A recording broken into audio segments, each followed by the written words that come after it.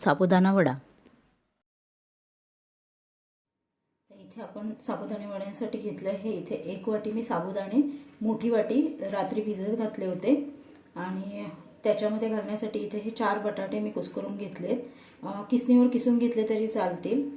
मुठभर कोथिंबीर घेतली आहे, जिरं घेतले। जिरं ज्यांना पाहिजे, उपवासाला चालत असेल त्यांनी जिरं आणि कोथिंबीर घातली तरी चालेल, नाही घातली तरी चालेल।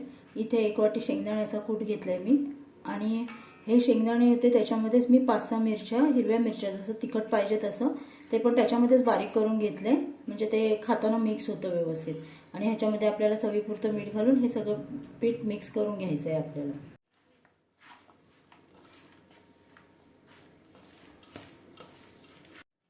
ह्याच्यामध्ये आपण मीठ घालून घ्यायचंय।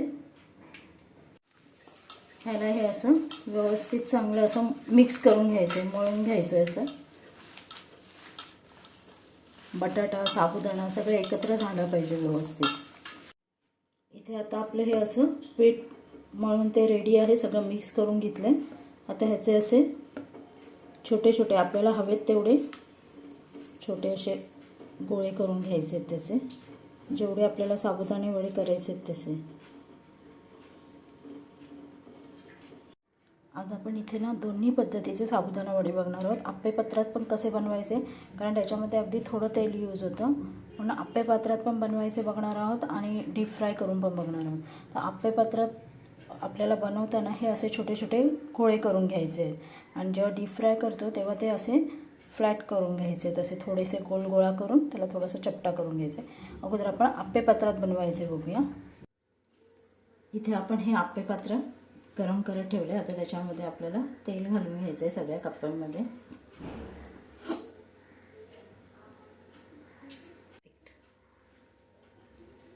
ह्याच्यामध्ये हे असं तेल घालून घेतलंय सगळ्या ह्याच्यात आणि त्याच्यामध्ये असे गोल गोल गोळे आहेत, हे आपल्याला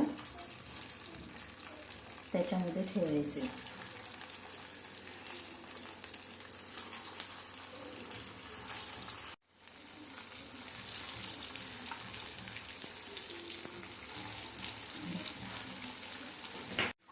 हे असे सगळे आप्पे पात्रात घातल्यावर आपल्याला मीडियम फ्लेमवर ठेवायचे आणि त्याच्यावर असं झाकण 2 मिनिटं ठेवून द्यायचे। आता ह्याच्यावरच आपण झाकण काढून घेऊया आणि त्यांना असे गोल परतवून घ्यायचे।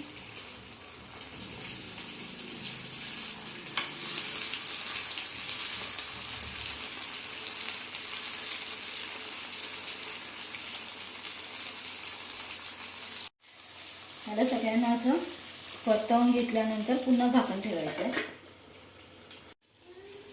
त्यांना असं पूर्ण खरपूस भाजून होईपर्यंत असंच परतत राहायचंय।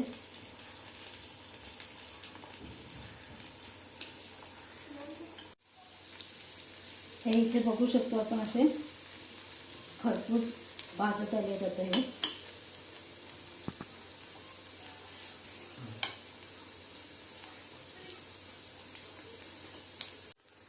हे असे इथे तर असे व्यवस्थित गोल्डन झालेत हे असे फ्राय।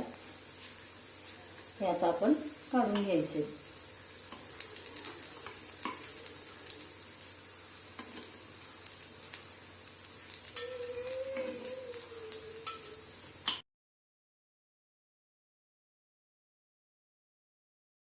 इथे आपण कढईमध्ये तेल घालून घेतले, ते गरम झाले आणि आता आपण डीप फ्राय पण बघणार आहोत साबुदाणे वडे कसे बनवायचे। हे छोटा गोळा करून ह्याचे असे फ्लॅट असे टिक्कीसारखे बनवून घेतले। तेल तापल्यानंतर त्याच्यामध्ये आपल्याला ह्याला एक एक करून सोडायचे।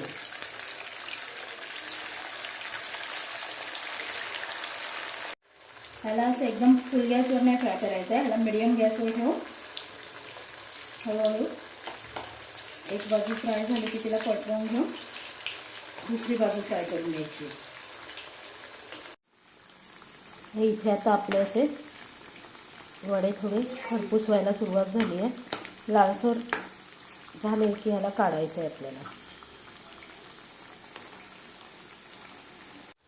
हे आता आपले रेडी झालेत, त्यांना काढून घ्यायचं। इथे आपण बघू शकतो हे असे मस्त क्रिस्पी असे साबुदाणा वडे आप्पे पात्रातले रेडी झालेत। आणि आपण फोडून बघितलं तर हे आतमध्ये पण एकदम व्यवस्थित शिजले आहेत, मस्त वरून कवर आहे ते क्रिस्पी झालेलं आहे. हे इथे आपण बघू शकतो, हे डीप फ्राय केलेले साबुदाणा वडा आहेत. बघा हे कसं मस्त असे क्रिस्पी पण झालेत आणि आतून अगदी व्यवस्थित शिजले पण आहेत.